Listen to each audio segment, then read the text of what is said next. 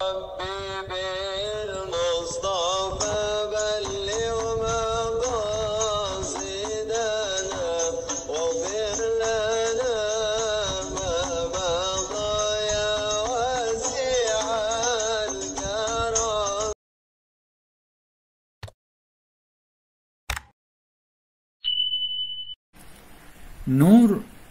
dalam bahasa kita artinya cahaya. Cahaya, kalau sesuatu tempat itu gelap, dia akan jadi terang. Itu nur dengan erti kata atau dengan makna zahirnya. Tetapi dalam penggunaan istilah tasawuf ni, nur ini adalah merupakan bahasa majazi, bahasa pinjaman. Yang dimaksudkan bukan nur fizik itu, tapi dia ada makna-makna lain yang dari satu sisi ada sudut-sudut persamaannya antara nur yang merupakan cahaya fizik ini dengan nur yang dimaksudkan di dalam ilmu tasawuf ni. Jadi nur yang dimaksudkan dalam tasawuf ini maksudnya hidayah, petunjuk. Hidayah Allah Subhanahu Wa Taala itulah yang dikatakan nur. Maka perkataan nur ini digunakan pakai untuk menjelaskan maksud hidayah ini, kerana dia ada beberapa aspek persamaan dan mudah kita fahamlah. Sebagaimana nur yang kita tahu ni, cahaya ni, dalam kehidupan kita hari ni, fungsi dia yang gelap akan jadi cerah. Kalau tak nampak, jadi nampak. Kalau tak tahu, jadi tahu. Kalau tak detail, jadi detail. Kadang-kadang tak nampak benda, ada cahaya nampak. Kadang-kadang nampaknya sama-sama, ada cahaya jadi nampak terang. Kadang-kadang nampak tak detail, nampak lebih kurang saja. Tapi bila ada cahaya, kita nampak secara terperinci, mendetail tentang suatu perkara itu. Itu tamsilan mudah. Maka hidayat Allah Ta'ala ini ditashbihkan, diumpamakan seperti nur ini. Dari segi fungsi, dia akan menerangi hati manusia, kalbu manusia diterangi. Hak tak tahu, jadi tahu. Kemudian hak tahu secara umum akan tahu secara detail. Hak tahu secara tak berapa jelas akan jadi lebih jelas. Hak tahu secara tidak mendalam akan menjadi lebih mendalam. Itu fungsi nur. Jadi istilah nur ini digunakan pakai dalam istilah tasawuf adalah sesuatu yang sifatnya maknawi. Jadi penggunaan ini, nur ini sebenarnya ada di dalam Al-Quran. Ada dalam Al-Quran, antaranya yang terutamanya berkait dengan perbincangan ilmu tasawuf ni, iaitu tentang nur dan kaitan dengan hati manusia ini, iaitu di mana Allah Ta'ala berfirman dalam Al-Quran, inna nura, iaitu firman Allah di dalam Al-Quran yang berkaitan dengan nur ini, afaman syarahallahu sadrahu lil islami fahuwa ala nurin min rabbih. Maka sesiapa yang diterangkan hatinya oleh Allah, diterangkan dadanya untuk menerima Islam, yakni dibuka pintu hati dia, dada dia tu, pintu rohani dia tu dibuka untuk menerima Islam. Lalu orang ini, orang yang terbuka dada dia ni, terbuka pintu rohani dia ni untuk menerima kebenaran Islam ini, maka dikatakan fahuwa ala nurin min rabbih. Dia ini sebenarnya berada di atas cahaya dari Tuhannya. Jadi perkataan nur ini digunakan pakai dalam Al-Quran untuk menjelaskan makna yang maknawi ini. Jadi baik, bila berkait dengan ayat ini, Nabi ada memberi penjelasan, menjelaskan tentang nur yang disebut dalam ayat ini. Maka kata Nabi, inna nura idza dakhala al-qalba infasakha wa ansharaha atau kama qala. Nur ini fungsi dia, apabila dia masuk ke dalam hati manusia ni, menembusi masuk sampai ke dalam hati nurani manusia ini, dia infasakh wa anshara. Infasakh ini akan membuang, terbuanglah segala kekaratan, keburukan dia itu akan terbuang.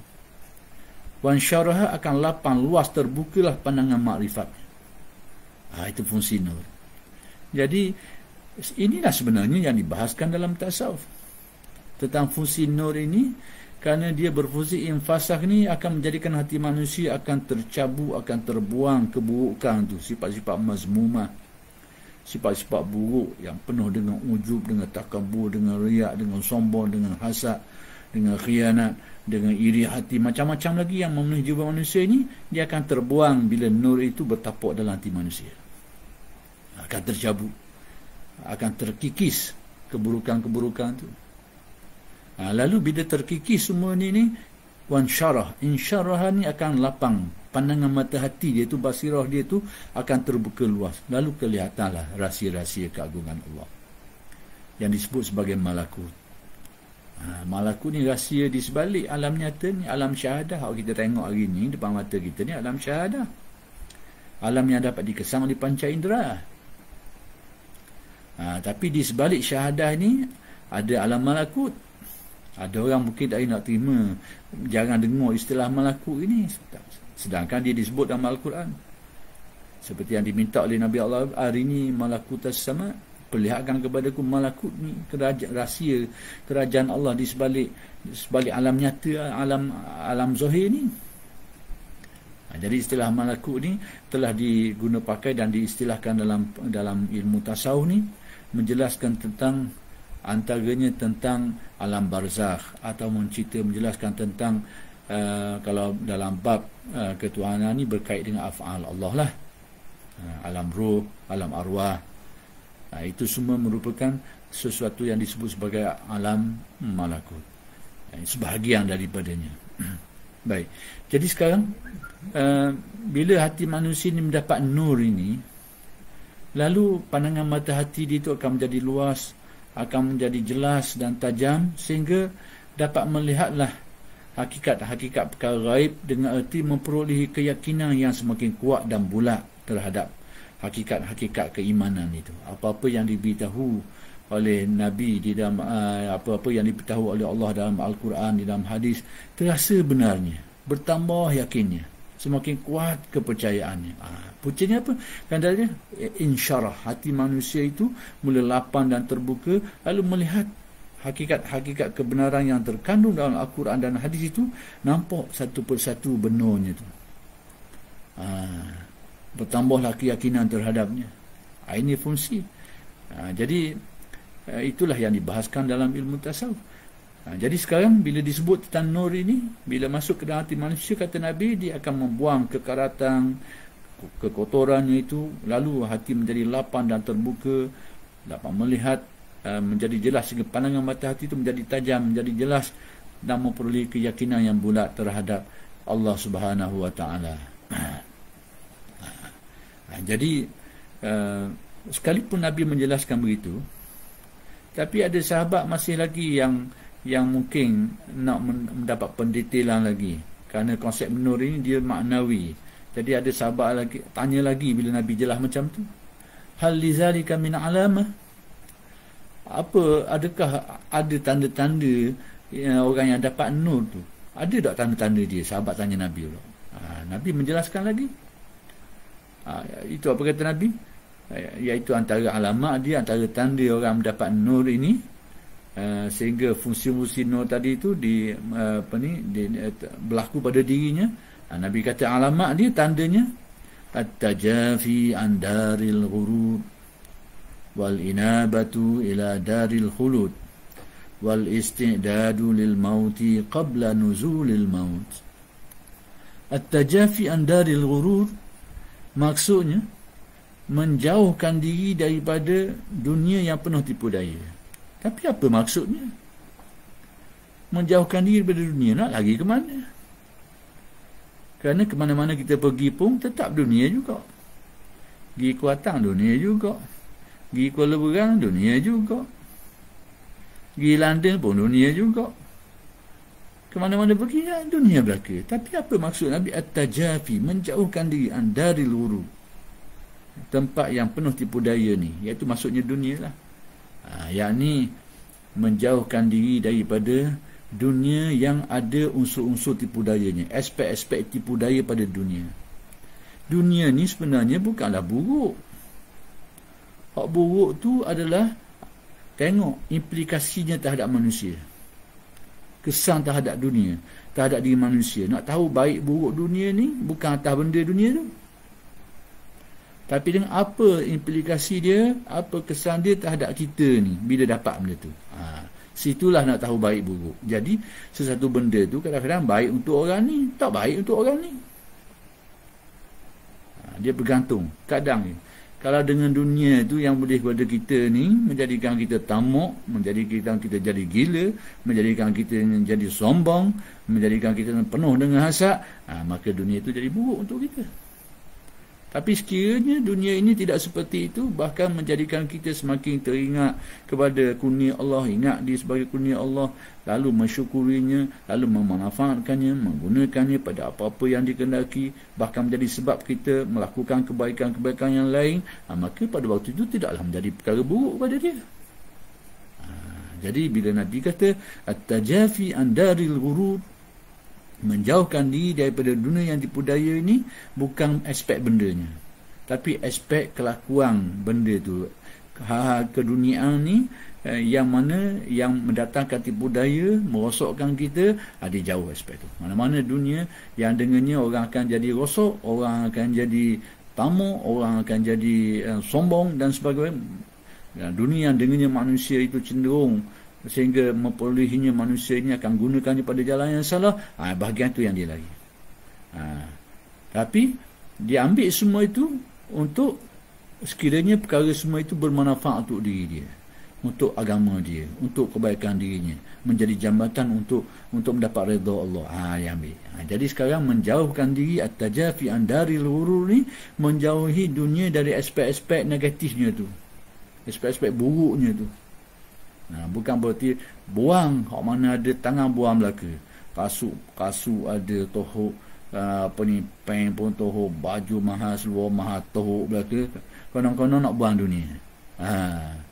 Buang dunia, pakai pun ambil orang lain, pakai pula semula. Ni bukan dia. Jadi buang dunia ni dengan menjauhkan diri dari aspek-aspek negatif pada dunia itu, sehingga dunia ni tidak diambil untuk tujuan-tujuan yang buruk tu. Diambil untuk tujuan-tujuan yang muafakat dengan kehendak syarak, yang mendatangkan redha Allah, yang mendatangkan manfaat, yang menjadi jambatan untuk dia melakukan kebaikan dan seumpamanya. Kemudian wal inabatu ila daril khulud, kembali kepada negeri dunia, tempat yang kekal. Yang ni kembali kepada akhirat. Nak kembali ke mana? Kita dah mati lagi. Jadi yang dikendaki dengan inabah ni, kembali ni, yakni kembalinya tumpuan hati kita. Tubuh ruh kita ni hidup lagi atas dunia ni, tak masuk ke alam akhirat lagi. Tapi tumpuan hati kita itu sudah cenderung memandang dunia dengan penuh kegilaan, dengan penuh kesombongan, dengan penuh keinginan dan sebagainya tu. Kesombongannya dan sebagainya itu dibuang, dipalingkan semua itu, sehingga dihadapkan kepada akhirat. Yang ini dihadapkan kepada mencari sesuatu yang mendatangkan redha Allah Subhanahu wa taala. Wal inabatu ila daril khulud itu maksudnya. Kalau selama ni dia ambil dunia untuk tujuan, paling tidak untuk orang ambil dunia ni macam-macam. Ada yang ambil dunia ni untuk kesombongan. Ada yang ambil ni simpan saja, duduk simpan setimbung. Pakai pun duk, guna pun duk simpan saja. Tak ada perancangan langsung. Biar penuh karung je. Ada juga pasal itu. Ada orang ambil dunia ni kerana dia berbangga sombong dengan pemilikan kemewahan yang dimiliki. Ada pasal itu. Jadi sekarang orang yang dapat nur ini, dia meninggalkan aspek-aspek tadi tu, yang buruk tadi tu. Lalu kembali kepada akhirat dengan erti kehidupan dia selama ni yang mungkin tidak ada arah ataupun terarah ke arah yang salah, maka semua itu dihalakan, dihadapkan untuk mencari redha Allah. Jadi yang berubahnya bukan kehidupan dia. Kalau ada pun adalah kehidupan yang buruk tu berubahlah, tapi kehidupan seperti biasa ni banyak yang tidak berubah, kekal macam biasa. Tapi kefahaman dia, kecenderungan hati dia, landasan hidupnya, perjalanan hidupnya, itu bahagian tu yang berubah. Selama ni mungkin dia kerja, dia berniaga apa-apa, tapi untuk mendapatkan dunia dengan tujuan-tujuan yang tidak syar'i, tujuan-tujuan yang tidak baik tadi tu, Sekarang benda yang sama. Bahkan kadang-kadang dia menjadi lebih tekung lagi kerjanya. Kerana ada kesedaran hati dia. Kerana ada sebab-sebab tertentu. Menjadi lebih tekung lagi. Lebih bersungguh-sungguh lagi kadang-kadang. Tapi atas landasan yang luruh. Jadi yang berpaling itu sebenarnya bukan mukanya. Tapi kiblat hatinya yang berpaling. Selama ini ditujukan untuk tujuan-tujuan keduniaan, sekarang ditujukan untuk tujuan-tujuan keakhiratan. Bagaimana semua ini boleh dimanfaatkan untuk keredaan Allah, untuk kebaikan dirinya, keluarganya, masyarakatnya dan sebagainya. Dihalirkan ke situ. Ada pertimbangan dia. Jadi jiwanya yang berubah, kiblat hatinya yang berubah, bukan gaya hidupnya, bukan pattern hidup. Pattern hidup serupa lah. Kalau makan benda tu, makan benda tu lah. Kalau pakai gitu, gitulah pakai. Asalkan menutup aurat, asalkan makan yang halal. Jadi aspek itu tidak berubah. Kalau kecuali aspek kehidupan yang terlibat dengan perkara-perkara yang dilarang oleh syarak, yang itu mungkin berubah lah. Tapi banyak perkara yang tidak berubah, tapi kiblat hati yang berubah. Itu tanda orang dapat nur. Baik, yang ketiga kata Nabi, wal istidadu lil mauti qabla nuzulil maut. Yang ini bersedia untuk menghadapi kematian sebelum datang. Semua orang tahu dan yakin pasti akan mati. Tak ada orang ragu hakikat ni. Tanyalah siapa pun, orang beriman ke, orang tidak beriman ke, tidak ada yang ragu hakikat manusia ni akan mati. Lebih-lebih lagi zaman kita hari ni kejadian kematian ni maklumat tu siapa kita. Hari-hari dengar orang mati. Kadang-kadang faktor umur seolah macam tak ada dah. Kalau dulu menasabah sikit, kalau orang mati-mati tu biasanya orang yang berumur lah, padanglah dengan umur dia tu. Hari ni tak kira sekarang. Waktu umur hampir-hampir tak jadi, dah tak relevan lagi, tak kait lagi dah. Mati kadang-kadang sebab yang bermacam-macam, dengan umur yang berbagai-bagai, berlaku depan mata gini, dengan berita hari-hari kita dengar hari. Jadi setiap orang pasti menghadapi dan yakin. Cuma tinggal lagi kadang-kadang istidad tu kadang-kadang tak ambil hal. Bersedia untuk menghadapi tu kadang-kadang juga tak tahu asnya lagi. Itu dalam istilah tasawuf dipanggil ghaflah, penyakit ni, penyakit lupa lagi. Tahu tapi rasa macam biasa, galik.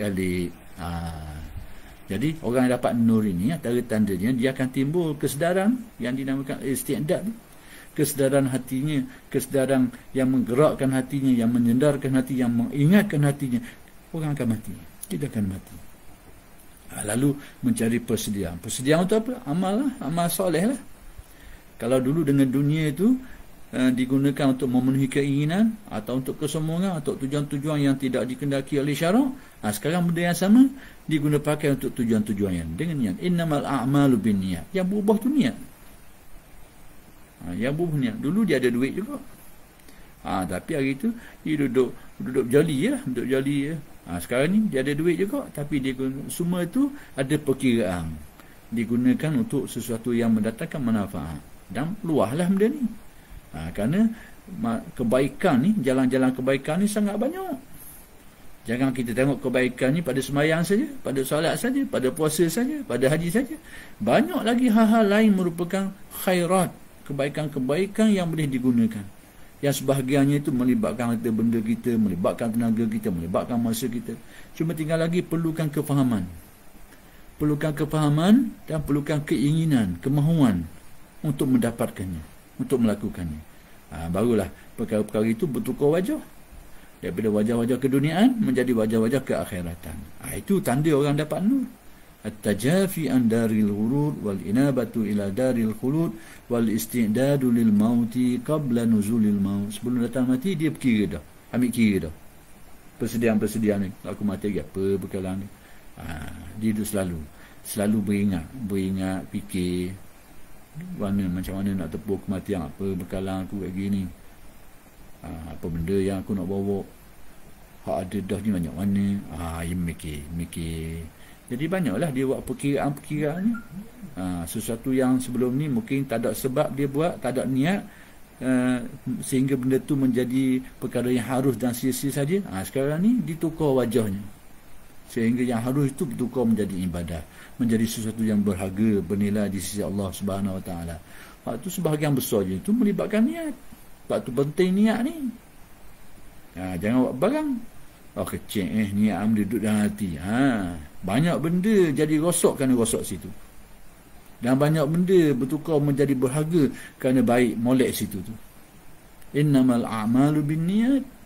Itu hadis awal dalam Arba'in Nawawiyah tu, antara hadis-hadis awal. Sesungguhnya segala amalan manusia itu berdasarkan niat dia tu. Sehingga para ulama mengatakan satu hadis ini menggambarkan 1/3 agama. Nak kau apa penting dia perihal niat? Jangan buat barang. Kadang-kadang hak comel jadi rosak kerana rosak benda ni. Benda molek. Perbuatan tu molek. Amalan tu molek, kelakuan tu molek, aktiviti tu molek, tapi jadi rosak kerana rosak bahagian ni.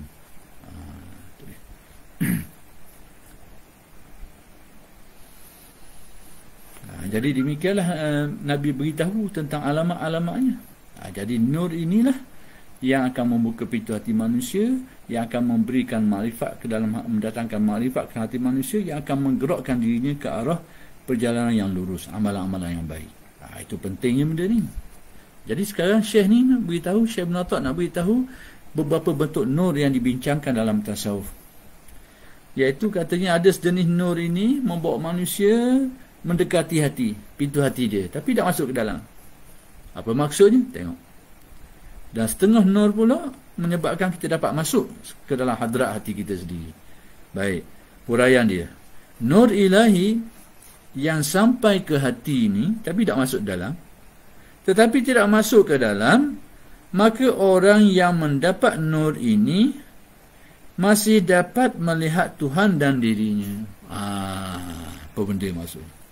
Orang yang dapat nur ini, dia dapat melihat Tuhan dan dapat melihat dirinya. Yang ini dia faham tentang Tuhan, dia sedar tentang Tuhan, dia yakin tentang kewujudan Tuhan. Dalam masa yang sama, dia lihat juga dirinya itu. Dia tahu dirinya ni dan dia yakin tentang kewujudan Tuhan. Ini dalam istilah tasawuf dipanggil al-farqu. Pisah dengan arti seseorang yang menyedari tentang kewujudan dirinya, dalam masa yang sama dia sedar dan yakin tentang kewujudan Allah Subhanahu wa taala. Itu dia. Wujud dirinya, wujud makhluk itu memang diyakini sebagai wujud yang majazi, wujud pinjaman, wujud makhluk yang diciptakan. Dalam masa yang sama dia sedar ada kewujudan yang hakiki, yakni wujud Allah Subhanahu wa taala, wujud yang sebenar-benarnya.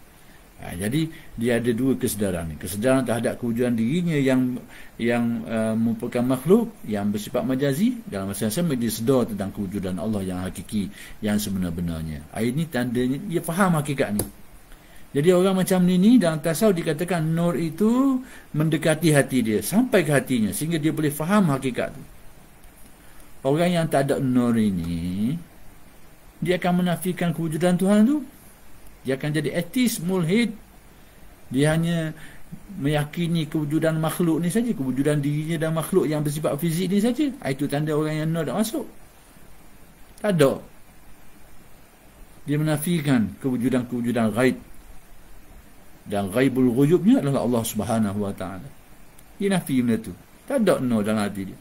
Tapi orang dapat nur ini menjadikan hatinya dapat memahami hakikat tu, dapat menerima dan meyakini, yakin, dapat membenarkan, dapat menerima dan terasa benarnya adanya pencipta tu. Itu tanda nurnya masuk, mendekati hatinya. Cuma dalam keadaan begitu, dia menyebabkan dua kewujudan. Kewujudan dirinya yang sebagai makhluk yang diciptakan oleh Allah. Dalam masa yang sama, dia menyedari kewujudan, meyakini kewujudan Allah yang hakiki, kewujudan hak sebenar-benarnya. Jadi sesiapa yang berkedudukan seperti ini, dan kita hari inilah yang berkedudukan seperti ini, maka dapatlah dia melihat kewujudan, masih dapat melihat Tuhan dan dirinya. Jadi keadaan seperti ini dalam istilah tasawuf disebut al-farqu. Ini istilah ahli tasawuf. Al-farqu maksudnya pisah. Kalau kita tengok kamus semata-mata, maksud terpisah. Tak boleh nak faham baik. Jadi istilah farqu ni iaitu keadaan manusia ni yang sedar tentang kewujudan dirinya, dalam masa yang sama dia sedar kewujudan Allah. Dia menyedari dua kewujudan, satu yang majazi, satu yang hakiki. Al-farqu namanya. Dunia dan akhiratnya Dia sedar tentang kewujudan dunia, dan masa yang sama dia meyakini kewujudan akhirat. Dua kewujudan, satu kewujudan dunia, satu kewujudan akhirat. Satu tu sedang menjadi kehidupan ni, satu lagi dalam keyakinannya. Yang ni cinta dunia dan cinta akhirat. Dia dua-dua. Maksudnya terhadap dirinya pun, kesedaran terhadap dirinya pun ada, kesedaran terhadap akhirat pun ada. Jadi untuk kebaikan dirinya pun dia ada keinginan, dan untuk kebaikan akhirat pun dia ada keinginan. Cinta diri dan cinta Tuhan. Dia kasih kepada Allah, bergantung harap kepada Allah, meyakini Allah Subhanahu Wa Taala, dan masa yang sama menginginkan kebaikan diri, menginginkan sesuatu mendatangkan kebaikan untuk dirinya. Dia ada dua-dua itu. Ini keadaan waktu pertama ni. Hati nur tu sudah masuk, tapi tidak menembus sampai ke dalam hatinya. Dia dapat memahami hakikat tu dan dapat menerima hakikat tu.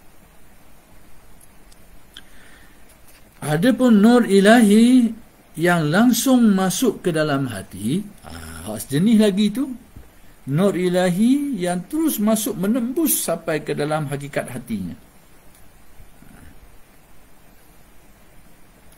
Yang diistilahkan dalam tasawuf dengan istilah yang macam-macam lah. Ar-ruh, as-sir, itu kedalaman jiwa manusia. Ar-ruh, as-sir, al-khafi, al-akhfa, dan sebagainya. Setengah ulama' dia hanya pecah kepada ruh saja, tambah lagi as-sir. Setengah ulama' dia pecah istilah saja. Jadi semua itu sebenarnya istilah saja, menunjukkan kedalaman kejiwaan manusia itu.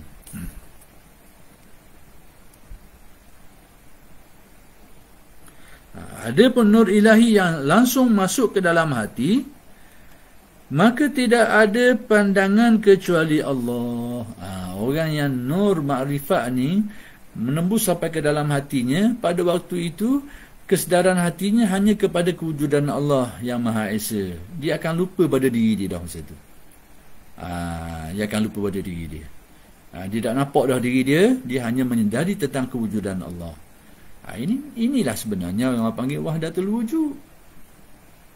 Kalau kita nak pakai istilah tu, wahdatul wujud tu, yakni orang yang hilang kesedaran terhadap dirinya itu, semata-mata menyedari tentang kewujudan Allah. Itulah bendanya. Bukan dia kata dia jadi Tuhan, bukan Tuhan tu jadi dia, tidak. Kesedaran jiwa dia tu. Kerana terlalu jelasnya, ibarat agak kalau nur masuk dalam hati ni, pandangan dia terhadap kewujudan Allah yang Maha Esa tu memadamkan pandangan dia terhadap yang lain. Itu ibaratnya. Jadi seolahnya makhluk ni tak ada pada pandangan dia, bukan tak ada pada kenyataan ni, tak ada pada pandangan dia, pandangan hati dia yang menyedari tentang hakikat sebenar kewujudan ni, wujud Allah. Itu bendanya.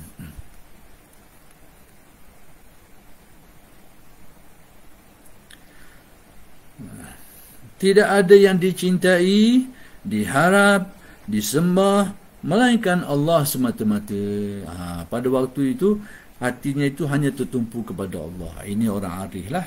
Jadi kita tak sampai situ pun, paling tidak kita faham keadaan mereka ni macam mana.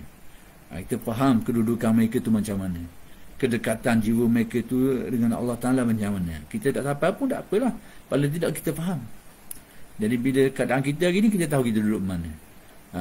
Kita menyedari kewujudan kita, dalam masa yang sama kita sedar kewujudan Allah. Kewujudan kita ni tarahnya majazi, makhluk yang diciptakan, kewujudan Allah kewujudan yang hakiki. Kita sedar ni dua bentuk kewujudan ni. Ini keadaan kita sekarang. Itu keadaan orang yang nurnya itu mendekati hati dia, tapi tidak menembus sampai ke dalam. Itu keadaan kita hari ni. Tapi bila nur memasuki ke dalam hati, ibarat agak dia hilang kesedaran terhadap diri. Kalau bandingan mudah gini, ini tamsilan saja. Dia mungkin betul daripada beberapa aspek lah. Tidak semua, jangan tersalah faham pula. Contohnya gini, kita tengok rumah dari luar, kita duduk di luar rumah. Jadi sekarang ni dari segi angle-nya kita nampak orang duduk luar rumah seorang, kemudian rumah tu dua benda dia nak tengok. Bandingan yang kedua ni, orang ni masuk dalam rumah, dia tak ada luar rumah tu, duduk dalam je, nampak je, rumah je nampak pada dia, ibarat dia tak jadi rumah, bukan jadi rumah, tapi duduk dalam rumah, jadi tak nampak rumah tu, tak nampak orang tu, tergelang orang tu, nampak rumah je. Itu tamsilan mudah.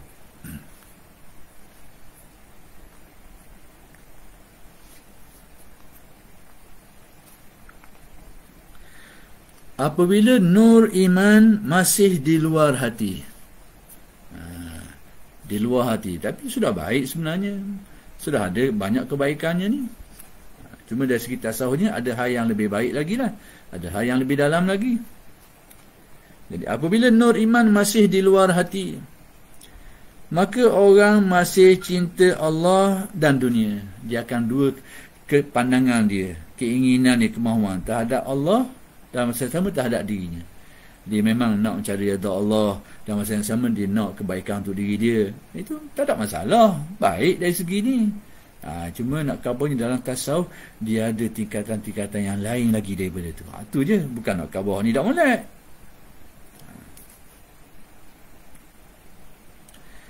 Tetapi apabila nur iman menembus ke dalam hati, tenggelam ke dalam hatinya, jelira ke dalam hatinya, maka hanya cinta kepada Allah, tidak ada lainnya. Pandangan hatinya itu hanya tertumpu kepada Allah, tidak melihat yang lain lagi. Dia melupakan.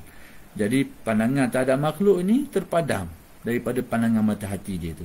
Kesedaran hatinya adalah kepada kesempurnaan zat Allah Subhanahu Wa Taala dan segala sifat kesempurnaannya itu. Melupakan dia kepada dirinya dan makhluk-makhluk yang lain. Ini keadaan orang yang nur itu menembus sampai ke dalam hatinya. Jika nur iman di luar hati bernama Islam. Jadi dalam peristilahan tasawufnya, orang yang nur keimanan itu duduk luar hati. Tamsilan dia. Maka ini bernama Islam, ini dinamakan maqam Islam. Jangan sebut istilah Islam seperti yang kita faham tu. Ini istilah tasawuf. Jadi Islam ini ada nama yang dipakai dalam penggunaan kita hari ini sebagai satu bentuk agama. Itu Islam yang dipakai pada perkataan yang umum kita pakailah. Tapi perkataan Islam ini juga menjadi istilah tasawuf. Dia merujuk kepada suatu tingkatan tertentu dalam penghayatan agamanya. Islam, iman, ihsan. Itu tahap penghayatannya. Jadi jangan sampai ada yang kelirulah dengan istilah ni. Jadi yang nur itu berada di luar hati itu dinamakan sebagai Islam. Dan jika masuk ke dalam hati, bila nur itu tenggelam menembus sampai ke dalam hati jiwa raga dia tu, barulah bernama iman. Itu dinamakan maqam iman. Hak pertama tu maqam Islam, yang kedua tu maqam iman. Kalau nak pecah lebih selagi nak tak maqam ihsan. Kita nak pecah selagi lah. Tapi pecah dua ni pun memadai untuk memahami hakikatnya. Jadi demikianlah Syekh Ibn Atta' nak beritahu kepada kita tentang kedudukan nur itu nisbah dengan hati kita. Jadi kita boleh tahulah kedudukan kita gua ni hari ni. Sebagai seorang mukmin tapi duduk pada tahap tadi tu. Nur duduk di luar hati tapi dengan dalam masa dapat melihat, dapat memahami. Tapi tidak tenggelam. Istilah saya gunakan istilah tenggelam ni, tidak tenggelam dengan arti perasaan hati dia itu masih menyedari dua kewujudan, kewujudan makhluk dan kewujudan Allah. Diterima. Tak ada nur ni, dia hanya sedar kewujudan makhluk saja, kewujudan dirinya saja. Dia lupa sama ada dia akan ingkar kewujudan Allah ataupun dia sekadar lupa. Dia mukmin tapi dia lupa, itu ghaflah lah. Jadi orang mukmin yang hadir hatinya disedar perkara ni dan selalu ingat.